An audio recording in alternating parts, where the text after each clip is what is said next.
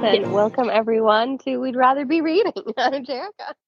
And I'm Lia. And if we sound weird, it's because, well, I'm recording the pod in a pod, an actual pod. Pod. An actual pod. I'm like in an actual pod. And you're recording it with a baby on your belly. So Yeah. not in your belly, on your belly. On it. It's moved outside of your belly. Yes. I carry it just in a different way now. Yeah. But it's equally as exhausting. It's probably more exhausting at this point, honestly. It is. But we are recording with our usual, not with our usual excellent microphone, but with our headsets here. So if the sound is a bit weird, well, sucks for you because you have to listen to it anyways. It's going to be a funny episode, nevertheless, of how our audio sounds, because this week we are continuing on our romance genre because my brain can only handle 2 characters at a time right now. And from our wine-induced episode last week, we gave ourselves some good choices. Yes, we chose Faking It with a number 41 because, again, Aaron Mallon was the narrator for it, but also there is a second narrator in this that is the male voice. And I think you got annoyed of me messaging you so many times about how much I like Aaron Mallon's voice, her male voice, in comparison to other real men's voices. Like, I just want to hear her man voice in all of the books for men. Fair enough. Yeah. But and I'm not overly sold on Aaron Mallon. I got a little bit bored of her voice, in all honesty, because we listened to 3 or 4 books in a row with her, and I'm like, her women's voice is honestly not that great. But we read anyways, Faking It with number 41 by Piper Rayne, and this is book number 3 in the Hotties series. Yeah. So we started writing with number 3. Because why the fuck not? I mean, it's not like these books actually tie into each other. I mean, they do, because after finishing Faking It with number 41, I did go back and read 2 other books in this series, which were, and I will tell you the titles, My Lucky number 13 and The Trouble with number 9. Because you have liked hockey romance books in the past, but you're changing your tune. I mean, I still like hockey romance. It's just, I think it got a bit too much hockey romance for me now, because as I'm sitting there, and like I said, I read these 3 hockey hotties books like back to back, and it's about these 3 guys from the Florida Furies team.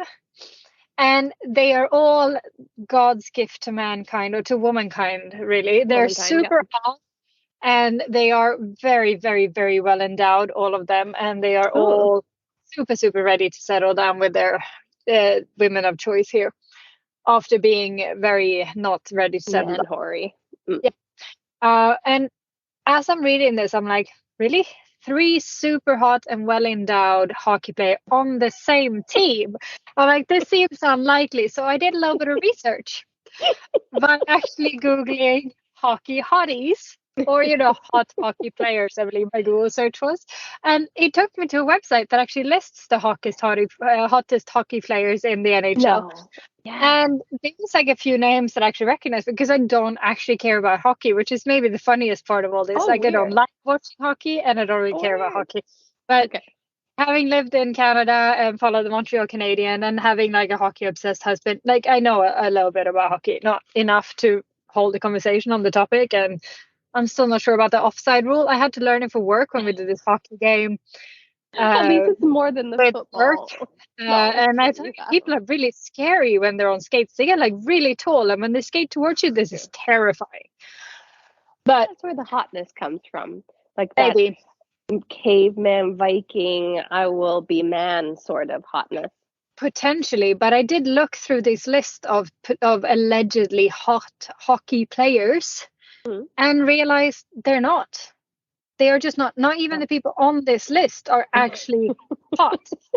So this leads me to the conclusion that 3 super hot model like boys, like these covers of these books tells me that they are in the same hockey team. It's just unlikely. It's just not true. But saying that, these hockey hotties, I mean, look at this one. I can't wait to read this one. He's cute. He's very cute. Do you know what hockey players do have? Very good bodies because they have to work out nonstop. This one's kind of cute. If there's a cover with just the abs, then I could see it being a hockey player. Not But sure the problem with about hockey players, I'm okay with that one. My problem with hockey players is that their faces get a little bit mangled as they play. So there's a lot of missing teeth, a lot of missing pieces of their ears, a lot of missing pieces of their eyebrows almost all the time. They have these gashes in their eyebrows.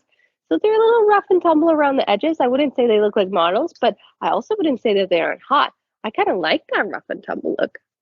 I don't mind the rough and tumble look. I just have yet to see proof that there are actually hot hockey players. I think this is where does this need to be real life for you? This is clearly this is fantasy. It's very much fantasy, but it's just it became just a smidge too unbelievable for me there after 3 books of hockey hotties from the same team. And then another thing with this book, I have to say, this is the team, the Florida Fury. So these hockey players live in Florida, but this author, for some reason, on top of believing that all hockey players are hot and well endowed, she also seems to be under the impression that random people all over Florida knows exactly what hockey players look like and will actually accost them like real life celebrities and ask for autographs wherever they go. They can literally not step outside of their house without a person being, "Oh, you this hockey player? Can I have your autograph?" And I'm like, I mean, I lived in Montreal. I'm sure I saw hockey players all the time. I would have never known. Not a clue. No. I mean, when I lived in Ottawa, we for sure knew who some of the hockey players were. I think also because Canada, I mean, like we're hockey fans in Canada. Yeah. Florida? But I mean, like, I think that there will be more Canadian hockey fans in the Florida ice rinks than there are Florida fans in ice rinks. For sure. And there's like no way in hell these guys would walk out and there being people like little children and everyone being like, "Hey, you're that hockey player." Like, I just don't believe it. So I think, but this is very much a pretend book because we have a lot of tropes to cover here, including the fact that not only is our main character a really hot, well-endowed hockey player, but he also comes from a family of billionaires. And he's decided, no, Dad, I'm not going to take over the family business and become a billionaire. I'm going to be a hockey player and retire when I'm 36, 40 years old.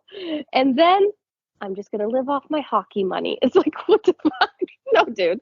Play hockey as like a part-time thing with your friends and then be a billionaire. But, you know, he'll be a billionaire regardless. I think that's the whole point. But my first comment about this book is literally that this book is Beauty and the Brit done right. This story in here is like almost identical to Beauty and the Brit, as in troublesome person needs to marry someone to get money. Which in Beauty and the Brit, he will inherit if he's married. In this one, the dad can sell the company if the son is married. And he ends up with his publicist in both cases as the fake wife-ish, you know? And then it's a love story from there. So it's essentially the same story, I mean, with some minor tweaks, but this one was much better because Beauty and the Brits was a piece of shit. Yeah. And this one was at least decent. But first things first. Yeah. Piper Rayne. Did you know that Piper Rayne, just like Lauren Oliver, is actually 2 people? No! Oh my God, that gave me goosebumps. I love it when friends write books together. Tell me that the girl's name is actually Rayne. I don't know. We don't get the girls' names. We find Piper Rayne is a USA Today best-selling author duo who writes heartwarming humor with a side of sizzle about families, whether that be blood or found. They both have e-readers full of one-clickable books, and they're married to husbands who drive them to drink, and they're both chauffeurs to their kids. Most of all, they love hot heroes and quirky heroines who make them laugh, and they hope you do too. This is what we know about. Yeah. Cool. And then we did already judge this book by its cover. I think we did it in our wine induced episode last time, and because it we was a very agreed yummy set of abs. that as long as there's abs on the cover, we're okay with reading this stuff. Yes. I am reconsidering this statement as we're going through this list of books we have to read now, but you know, it was something we did say. The cover of the book we're reading next week, not great. And the one after that, no, not the one after that. The Rory in a kilt is still on the list because that one, oh god, I cannot. So very much. I'm like writing down. I've only started to listen to that book, but I'm writing down all of these Scottish terms and messaging my friend who's married to a Scot, whose name is Rory. You're like, her, do you really say this? A real thing? Does he call it a bonny lass in bed? The answer was no. What? There's no point in me finding a Scottish lover than to see if this would be a term that would work for me. Okay, good. All right. But so in this book, all of the tropes came full screen about halfway through, because first we have a hot hockey player, then we have a secret billionaire, then we have a fake marriage. He has to fake marriage or marriage of convenience. We have a child. Yeah, we have the single parent trope, and then we also have the fact that she's like secretly in love with him but can't ever tell him, and she's also like the nerd turns hot trope too. Mm-hmm. Because he's like, oh, you and your baggy pants. That bothered me about him, that he was like not cool with her, like wearing whatever the fuck she wanted to wear. Like, yeah, and that he kept sending her stuff. He's like, show me your cleavage. And I'm like, fuck you. I'll show you my cleavage if I want to. I know. And why do I have to show my cleavage to everyone else in the restaurant also? Yeah, no, like, I want your dress to have a slit like this so I can slide my hand into your panties. I'm like, really? Then I think I'll wear pants because there's other people around. Sanitary. This is a restaurant. Anyways, so we're prudish. For sure. This book is trope central. I mean, it's got all of the tropes at all times. But it's also a bit repetitive. Like, one thing I found with this book is that all of the characters repeat themselves in everything they have to say at least twice. And they do it for no good reason, which was something that really bugged me. Because, like, we have our main girl, Lena, and we have our main guy, Ford. Yeah. And Lena is very concerned about losing her job. And this, she keeps repeating that she's very concerned about losing her job. And she says, it's like, if this happened, I will lose my job. And then, like, 3 sentences later, she's like, if this happened, I will lose my job. And I'm like, yeah, you just said that. Yeah, and you weren't even talking to someone. You said it in your head. And then 2 sentences later, you said it again in your head. Like, yeah, I understand you're fretting, but come on. And both of them are fucking fast at giving up, like ridiculously so. He gives up. In the beginning, he's like, oh, screw this. I'm not going to do it. I'm not going to do it. I'm going to give up. I'm going to give up. And then after a bit, she's like, oh, he didn't look at me right today. So this is clearly over, this relationship. Like, she's so fast. Like, anything he did that wasn't like super attentive to her, she's like, oh, it's over now. Right. And he has a little side story where he has a baby with somebody at a one-night stand with, which we later figure out, and she leaves the baby sort of like at the house and says, you deal with this baby, when the baby's only 4 months old, and I'm not ready to be a mom kind of thing. But then we find out later that it was basically her trying to trap him, and the whole pregnancy was a trap also, so that she could be with him and basically have it made for the rest of her life kind of thing. And she did it. Like, that is impressive, to have your eyes set on somebody and in one night get pregnant. Like, people try fucking 20 years to get pregnant, let alone one night. Like, that was an impressive score. She was an incredible bitch because she had no interest in her own child, so idiot. And then when she couldn't be with him, she was like, fine, just keep the kid then. It's like, wow. Yeah. No, but and I mean, I think my absolute first comment on this book, which I started writing to you like immediately upon listening to this, was, "Oh shit, there's a kid." Fuck. I know you hate it when there's a kid because it destroys the romance. But and like I said, I did read 2 of the other books in this, and it's the same. it's not the same narrative, but in one of the other books, they take place before this one, because obviously this is book 3. So book 1 and 2 happens before this one. So we actually get to see when Ford, when he finds out that he got someone pregnant and so on and so forth. And this narrator, like, I don't know what happened with this audiobook, but at one point in one of the audiobooks, they were like, they're talking about Brittany, which is the baby mama. And they're talking about her. And then she changed his name to Camille for just one sentence. And then she's back to never be mentioned again. So it's like, oh, Brittany won't leave me alone. Is Camille the baby mama? Yes. And then it just, I'm like, and it's like someone, we're listening to this. I'm like, there's someone actually narrating this, reading this book and not stopping to think, hang on. It said here her name was Brittany, but now she's Camille. And it's not only that somebody has narrated it and then they publish it. You narrate it, then there's a ton of editing process also. And sometimes in these audiobooks, you hear sort of a different tone of their voice popped in. And that's because they said something wrong and then they have to re-record it and then re-edit it inside of the story. And that could have been done there. Like they did not. But I don't think they realized. But it means that in whatever published copy of the book this person is reading from, this character changes names at one point. Anyways, I find it fascinating. But Brittany is a bitch. Like she is quite something. She entraps him with the baby. She leaves the baby with him because she thinks he will find it so hard and that he will chase her because she believes he's a hunter and that he's only interested in the hunt. Oh my god! And this is the only reason, only way she will trap him. And I'm like, if you have to make your man like chase after you at all time, imagine how exhausting that would be. Imagine if you would make your man chase you all the time. Kind of planning. No, there's too much planning and work for that. You'd be like, I'm not sure I'm in this relationship even with 3 kids. You better go chase me down. You know, I think I'm always comfortable with that 1 foot on that the line of the door, because then it makes him have to work for it more. Although I did say to you and to many people this week that 3 kids is a lot of kids. And Johan can do whatever the F he wants right now, and I will not leave him because I need help.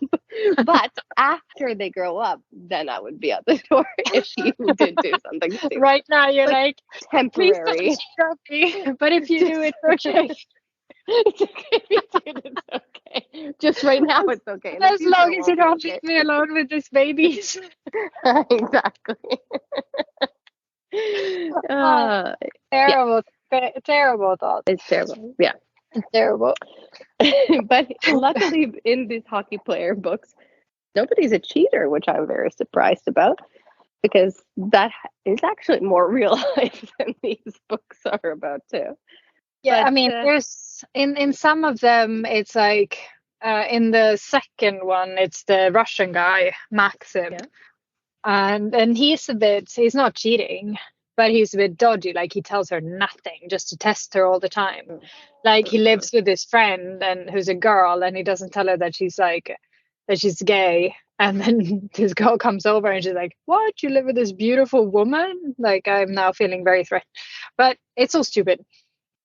Yeah. These books are really stupid. I mean, they're really dumb. They're entertaining enough, but there's no real like intellectual substance to be learned from these. Intellectual. I can't handle learning right now, though. I want just romance, and the romance was okay in this book.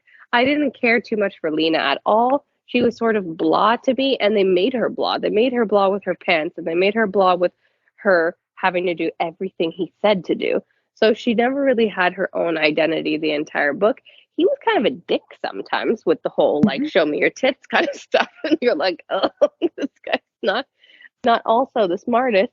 And the dynamic with the family, they were like a really uptight New York family, and it didn't fit in with his character at all. So it's sort of like that the narrator, or that the authors didn't nail that person properly, because he would not have acted and spoken the way he did if he did come from this billionaire New York family. And he probably would have already slept with his PR assistant. Probably. And it's also, there was a lot of things where I was like, one of the things that annoy me in books, and I think I've talked about it before, it's like the time perspective in a way, like when authors don't realize how long it takes to have a conversation, where it's like a 3-sentence conversation and then like hours later, and I'm like, well, that took like 2 minutes to read. So unless they spoke very slowly, this is unrealistic. Like the night is now over after this 3-sentence conversation. But in this book, and like the other two, it's too long. It's the other thing. It's like Lena catches Ford with Brittany, where Brittany's like climbing on top of her. So she goes upstairs immediately, and then she packs up her shit and she leaves. And it's like 2 weeks later, I'm like, so he didn't reach out or try to fix this. But like, and it's all of these like a couple of weeks, and I'm like, so you're just festering in this? Like, you have time to be so resentful and like. Yeah, you would have exploded. That wouldn't have worked out in our lives. No. Like No. just a couple hours and I'm fuming. I go to the gym and comes back and he's like, what happened to you while I was at the gym? I'm like, oh, you don't even know. The fact that you went to the gym was the problem because I don't have any time to myself right now. No, but it was, there was a lot of like had a weeks lot of time in between in the books, yeah. and no, that's what made me not really believe their relationship either. It's like they had very little communication and they let a lot of time go by. And then when they decided to actually be together, I guess they wrapped it up nicely where they chose to be together instead of being forced to marry each other. Dad did sell the company and they got to sort of live happily ever after with their own kid. And then they adopted that kid. Or she did, at least, because the mom totally fucked off. So they got their own little happy family at the end. It was also that speech on New Year's Eve. Was it New Year's? Because they kissed. The whole thing. The reason why they're together is because they kissed at the New Year's Eve on the private jet on the New Year's Eve, because she had to fetch him out of a New Year's Eve party because he was misbehaving and bring him back to his family. And then they kiss at the stroke of midnight, and then nothing happens. And this is why she's in love with him, and this is why he's like, oh, our hot PR girl. But he does nothing about it. He was busy and then it's like stand for getting people pregnant in between. It's like she's like, no, we were kind of together since then. Like, no. Yeah, but I think she was already pregnant at that point, Brittany. Was she? Oh, I yeah, because they kissed at New Year's, and then they kissed, like he gives the speech the following New Year, so it's in a year. And when they get together, it's like the baby's like 4 months, and it's what, I don't even know when it is, because they're gonna get married at the end of the season, and I don't know, it makes very little sense, but I think it's like fall maybe. Okay. And if the baby is already 4 months at that point, 4 months old, yeah. Whatever. And that speech he gives where he's like, my dad said that I was gonna do this, and it spills the whole thing, and I was like, yeah, this is a private conversation. I know. This is not in front of your father's associates and like all these random socialite people in New York. Like, it wouldn't go. No. Anyways, so what do we say? There would have been a backhand somewhere. I mean, what do we say? I would. I mean, I like Hotties books when I can get into the fantasy about it. When I don't read too many at a time, so I can still pretend that there's a few hot hockey players in actual hockey, and not like 9 of them on the same team, where I'm like, I don't believe this anymore. It's unlikely, you know. I would give it like 1 flame. It wasn't that hot. Like there wasn't that much like heat and hotness in the book. I mean, there was sex, but it wasn't like hot sex or anything. No, in the second book, they try to be a little bit more. She's like, and it's one of those other. Is it a trope or is it just a stereotype? Like she's the frumpy-looking girl next door type, but she is not. Sheets. Yeah. He's like full on freak in the sheets, and he mentions this so much by saying, "I cannot get her to do missionary with me. Like it's impossible." And all I kept thinking is, how is she ever gonna come? Yeah, If it's no missionary with eye contact, we have learned getting her this. eye contact. I mean, we have studied this in book, and it's You needed. should speak to Laura Talassa next time you write your sex scenes, people. So this poor girl, she will never come because there's not enough missionary with eye contact. Oh, that's amazing. Anyways, I mean, I would recommend them for an easy, fun enough read about make-believe hot hockey players and rich billionaires. You know, Yes, there are better go for it. books. I like next- Serena Bowen and Elle Kennedy hockey books better, but you know, I'm a little biased. So you know we why? are Because they're covering this. younger. Because you don't like to read about older people with babies having sex. But I much prefer it when they're older. I just finished The Things We Never Got Over, and he's 43 and she's 36. There's no kids, like they don't have a kid. Neither of them had kids, but I appreciated all of the references, like pop culture references, because I'm in that sort of age range, and so are you. Well, I'm a little under it, but I appreciated it more than I appreciate like the Elle Kennedy high school or college ones. But college, I like the college. I think the bodies are better in college. Oh, I see what you mean. Yeah, okay, true. That's very true. And there's no joke. It's much more believable that there's abs in college than there's abs when you're 43. And that they're very hot. Because at this point, you haven't sorted out all the ones that are not so good at hockey. You can still have the really pretty ones playing hockey.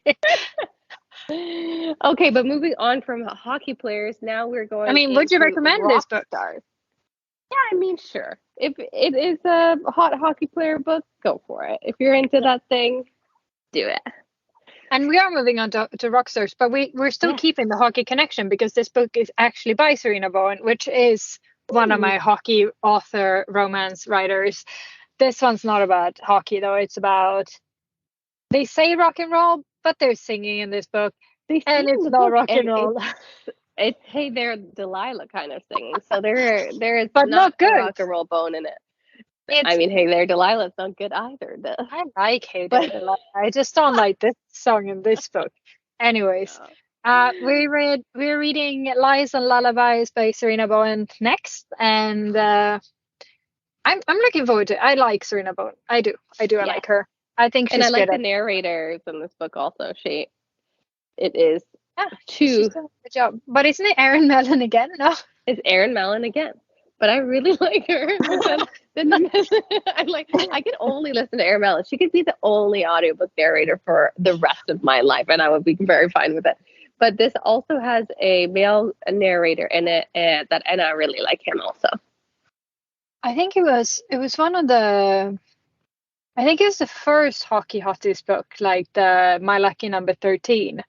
Yep. He has that narrator. Just go in and choose any one of his chapters. You're gonna fucking love his voice. I think it's the first one. Okay. Oh, he's got like the deepest voice. I love deep voices so much. I love deep voices, and then when they swear in their deep voices, my body like you're like constricts. Where is Johan? What's happening? I just got so hot all of a sudden with the temperature high in the house. Oh, that's excellent. That is excellent. No, but he had a really, I think it was the second one. It was not the third one, because the third one is the same narrator as for the third one. The second one and the third one has the same, like Tim Page, whatever his name is. But he does a Russian accent all the way through the second book, which he's okay at it. Tough. Yeah. It was okay until we got to like the pretend Scottish accent. We cannot wait for that one. But it was okay with the Russian accent until he was having a Russian English conversation in a Russian accent with his mother in English with a Russian accent, and then I was like, no. Anyways, explain why they speak English, but I wasn't on board. But next up is Lies and Lullabies by Serena Bowen, and get your dance moves on, I guess, because get those dance shoes on, ready to listen to some music. And get into some loving romance one more time. Yeah, and it's Easter this week, so happy Easter. And Yes. oh yeah, I forgot to tell you, I've been on tour as well. So You've been on tour. Oh yes.